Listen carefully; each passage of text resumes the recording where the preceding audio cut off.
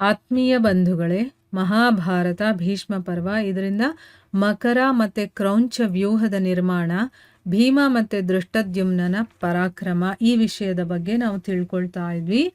ಹೋದ ಭಾಗದಲ್ಲಿ ನಾವೇನು ತಿಳ್ಕೊಂಡ್ವಿ, ಭೀಮ ಸೈನ್ಯದ ಒಳಗಡೆ ಅವನು ಯುದ್ಧ ಮಾಡ್ತಾ ಇದ್ದ. ದೃಷ್ಟದ್ಯುಮ್ನ ಅವನಿಗೋಸ್ಕರ ಹುಡ್ಕೊಂಡು ಬರ್ತಾನೆ. ಅವನಿಲ್ಲದೆ ಇದ್ದಾಗ ಅವನಿಗೆ ತುಂಬ ದುಃಖ ಆಗ್ಬಿಡುತ್ತೆ. ಆಮೇಲೆ ಸಾರಥಿಯಿಂದ ಕೇಳಿ ತಿಳ್ಕೊಂಡು ತಾನೂ ಕೂಡ ಆ ರಣಾಂಗಣದ ಸಮುದ್ರದ ಒಳಗಡೆ ಹೋಗ್ತಾನೆ.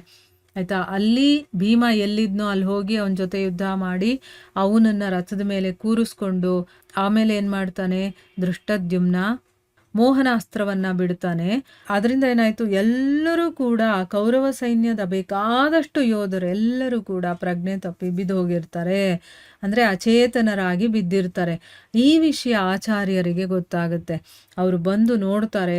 ಆಮೇಲೆ ತಕ್ಷಣವೇ ಅವರು ಪ್ರಜ್ಞಾಸ್ತ್ರವನ್ನು ಬಿಡ್ತಾರೆ. ಅದರಿಂದ ಏನಾಯಿತು, ಅವರಲ್ಲಿ ಮತ್ತೆ ಪ್ರಜ್ಞೆ ಬಂತು. ಆಗ ಮತ್ತೆ ಅವರು ಭೀಮ ಮತ್ತು ದೃಷ್ಟದ್ಯುಮ್ನನ ಮುಂದೆ ಹೋಗಿ ಯುದ್ಧಕ್ಕೆ ನಿಲ್ತಾರೆ. ಈ ಕಡೆ ರಾಜ ಯುಧಿಷ್ಠಿರ, ಭೀಮ ಹೋಗಿ ಎಷ್ಟೊತ್ತಾಯಿತು, ದೃಷ್ಟದ್ಯುಮ್ನೂ ಕಾಣಿಸ್ತಿಲ್ವಲ್ಲ, ಇವರಿಬ್ಬರು ಏನಾದರೂ ಏನು ಅಂತ ಅವನಿಗೆ ಯೋಚನೆ ಬರುತ್ತೆ.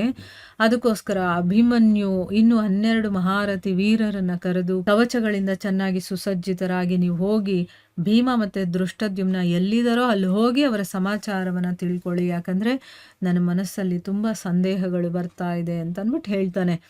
ಯುಧಿಷ್ಠಿರನ ಆಜ್ಞೆಯನ್ನು ಕೇಳಿ ಎಲ್ಲ ಪರಾಕ್ರಮಿ ಯೋಧರು ಕೂಡ ಆಯಿತು ನೀವು ಹೇಳ್ದಂಗೆ ಮಾಡ್ತೀವಿ ಅಂತ ಅಂದ್ಬಿಟ್ಟು ಹೋಗ್ತಾರೆ.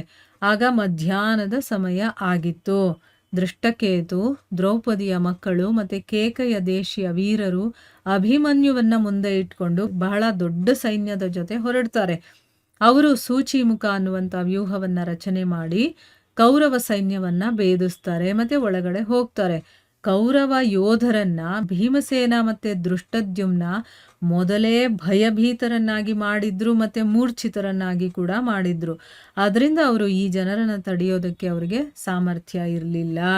ಅಂದರೆ ಇವರು ಆರಾಮಾಗಿ ಒಳಗಡೆ ಬಂದ್ಬಿಟ್ರು, ಯಾಕಂದರೆ ಆಲ್ರೆಡಿ ಭೀಮಸೇನ ಅವ್ರನ್ನೆಲ್ಲ ಹೆದರಿಸ್ಬಿಟ್ಟಿದ್ದ, ಮತ್ತು ಅವರಿಗೆಲ್ಲ ಮೂರ್ಛೆನೂ ಹೋಗಿ ಎದ್ದಿದ್ರು ಅಲ್ವಾ.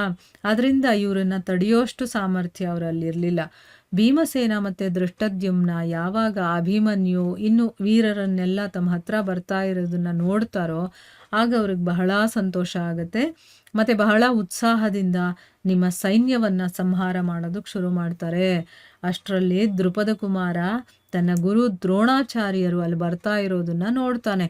ಆಗ ಅವನು ನಿಮ್ಮ ಮಕ್ಕಳನ್ನು ಕೊಲ್ಲುವ ವಿಚಾರವನ್ನು ಬಿಟ್ಟುಬಿಡ್ತಾನೆ. ಅಂದರೆ ಈಗ ದ್ರೋಣಾಚಾರ್ಯರು ಬರ್ತಾ ಇರೋದನ್ನ ನೋಡಿದಾಗ ಇವ್ರ ಮೇಲೆ ಯುದ್ಧ ಮಾಡೋದನ್ನ ಬಿಟ್ಬಿಟ್ಟು ಮತ್ತೆ ಭೀಮಸೇನನನ್ನ ಕೇಕಯದ ರಥದಲ್ಲಿ ಕೂರಿಸ್ಕೊಂಡು ಅಸ್ತ್ರಗಳ ಪಾರಗಾಮಿಗಳಾದಂತಹ ದ್ರೋಣಾಚಾರ್ಯರ ಮೇಲೆ ದಾಳಿ ಮಾಡ್ತಾನೆ.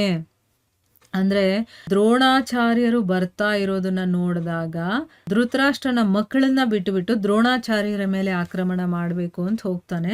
ಅವನು ತನ್ನ ಕಡೆ ಬರ್ತಾ ಇರೋದನ್ನ ನೋಡಿ ಆಚಾರ್ಯರು ಒಂದು ಬಾಣವನ್ನು ಬಿಟ್ಟು ಅವನ ಧನಸ್ಸನ್ನೇ ಕತ್ತರಿಸ್ಬಿಡ್ತಾರೆ.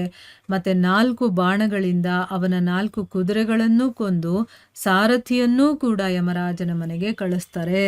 ಅಂದರೆ ಇವನು ಇನ್ನೂ ಬಾಣವನ್ನು ಬಿಡಬೇಕು ಅನ್ನೋಷ್ಟರಲ್ಲೇ ಅವ್ರು ಇವನ ಧನಸ್ಸನ್ನು ಕತ್ತರಿಸಿ ಕುದುರೆಗಳನ್ನು ಕೊಂದು ಸಾರಥಿಯನ್ನು ಕೂಡ ಯಮರಾಜನ ಮನೆಗೆ ಕಳಿಸ್ಬಿಡ್ತಾರೆ. ಆಗ ಮಹಾಬಾಹುವಾದಂತಹ ದೃಷ್ಟದ್ಯುಮ್ನ ಆ ರಥದಿಂದ ಎಗರಿ ಅಭಿಮನ್ಯುವಿನ ರಥದಲ್ಲಿ ಹೋಗಿ ಕೂತ್ಕೊಳ್ತಾನೆ. ಆ ಸಮಯದಲ್ಲಿ ಪಾಂಡವ ಸೈನ್ಯ ಕಂಪಿಸೋದಕ್ಕೆ ಶುರುವಾಗುತ್ತೆ. ನೋಡಿ, ತನ್ನ ರಥದಲ್ಲಿ ಭೀಮ ಇದ್ದ, ಅವನನ್ನು ಕೂಡ ಕೇಕಯ್ಯ ರಥದಲ್ಲಿ ಕೂರಿಸ್ಬಿಟ್ಟ. ಈಗ ಇವನು ದ್ರೋಣಾಚಾರ್ಯರ ಜೊತೆ ಯುದ್ಧ ಮಾಡೋದಕ್ಕೆ ಹೋಗ್ತಾನೆ. ಆದರೆ ದ್ರೋಣಾಚಾರ್ಯರು ಇವನ ಧನಸ್ಸನ್ನು, ಕುದುರೆಗಳನ್ನು, ಸಾರಥಿಯನ್ನೆಲ್ಲ ಕೊಂದಾಗ ಅವನೇನು ಮಾಡ್ತಾನೆ, ಎಗರಿ ಅಭಿಮನ್ಯುವಿನ ರಥದಲ್ಲಿ ಹೋಗಿ ಕೂತ್ಕೊಳ್ತಾನೆ. ಆ ಸಮಯದಲ್ಲಿ ಪಾಂಡವ ಸೈನ್ಯ ಕಂಪಿಸೋದಕ್ಕೆ ಶುರುವಾಗುತ್ತೆ. ಯಾಕಂದರೆ ದ್ರೋಣಾಚಾರ್ಯರು ಮಹಾಬಲಿಗಳವರು. ಅವರು ತಮ್ಮ ತೀಕ್ಷ್ಣವಾದಂತಹ ಬಾಣಗಳಿಂದ ಹೊಡೆದು ಅದನ್ನು ಸ್ತಬ್ಧಗೊಳಿಸ್ಬಿಡ್ತಾರೆ. ಅಂದರೆ ಏನು, ಸೈನ್ಯವೆಲ್ಲ ನಡುಗುತ್ತಾ ಇರುತ್ತೆ.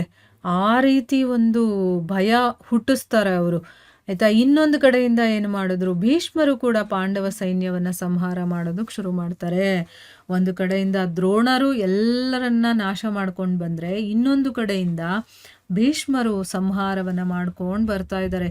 ಇವರಿಬ್ಬರೂ ಬಂದಿರೋದನ್ನ ನೋಡಿ ಪಾಂಡವರ ಸೈನ್ಯದಲ್ಲಿ ಕಂಪನ ಉಂಟಾಗುತ್ತೆ. ಮುಂದುವರೆದೇನಾಗುತ್ತೆ ಅಂತ ನಾವು ಮುಂದಿನ ಭಾಗದಲ್ಲಿ ತಿಳ್ಕೊಳ್ಳೋಣ. ಹರೇ ಕೃಷ್ಣ.